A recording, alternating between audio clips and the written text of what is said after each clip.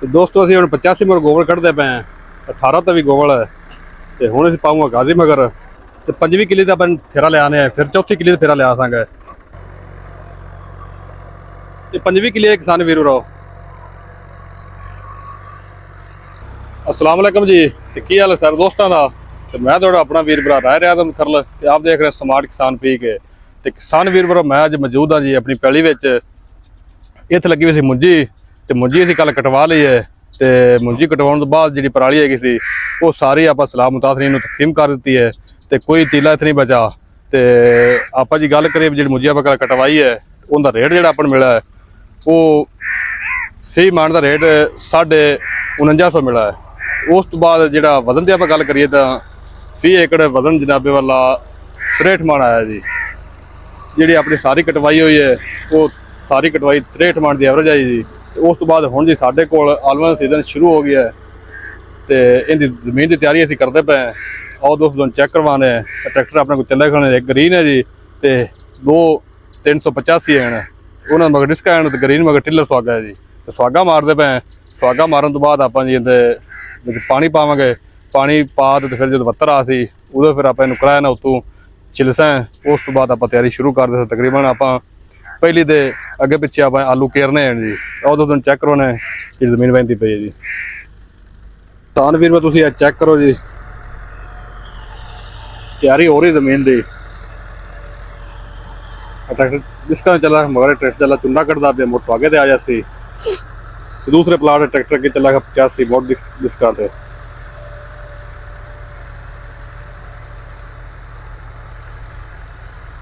ते किसान वीरों नूं पानी पा दें तो उस तो बाद आप जो ना जो वत्तर फिर तैयारी शुरू कर दो। तो तुसीं किसान वीरों तुहानूं दसना है कमेंट में जे जल्दी तो नहीं हैगी आलूआं दी बिजाई। ते नाल आए बैठे ना राउत साहब भी राय अमजद साहब भी।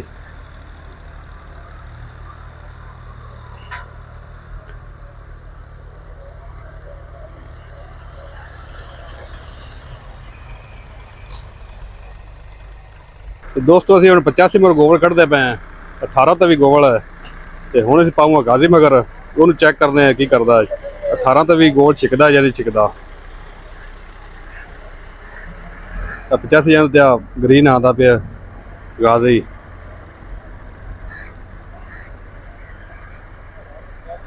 दो फिर आप इहदे लियाने तो चेक करने इनू भी अपने डिस्का वड्डियां जे अगर जरूरत पवे तो इहदे मगर पा लई जे अगर छिके तो इनू आप चेक करने जी।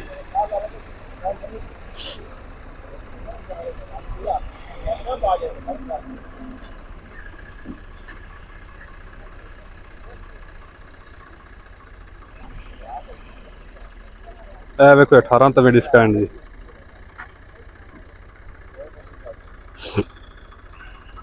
सारे भी 5वीं किल्ली है जी। तो 5वीं किल्ली का अपन फेरा लियाने है फिर चौथी किल्ली का फेरा लिया सां। तो ड्राइवर साहब बह गए जी।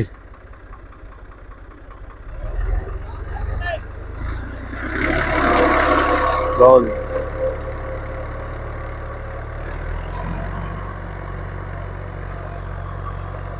ये 5वीं किल्ली है किसान वीरो रहो।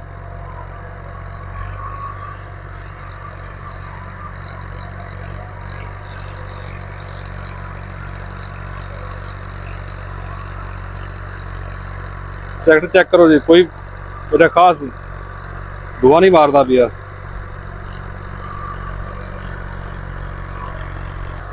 बिल्कुल ठीक ट्रैक्टर छिकाई करता पिया।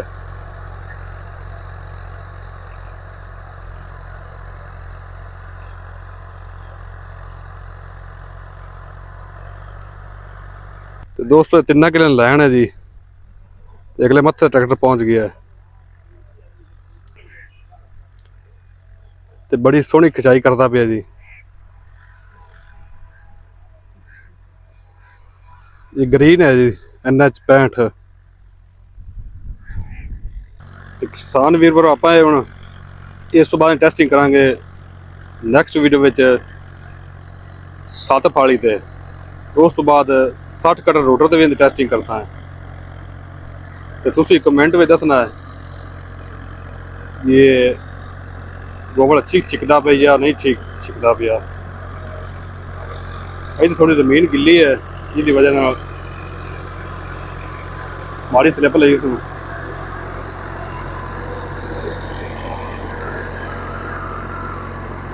ਚੈੱਕ ਕਰੋ ਜੀ।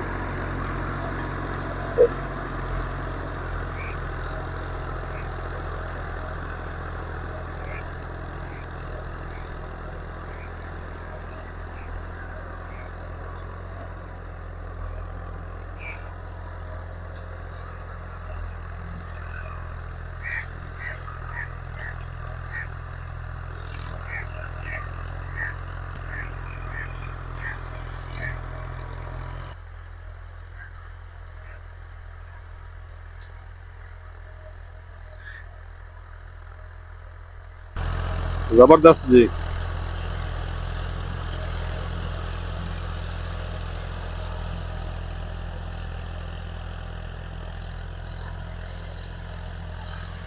ਇਹ 85 ਖਾਣੇ ਜਿਹੜੇ ਅਸੀਂ ਬਾਹਰ ਕੱਢਿਆ ਜਾ,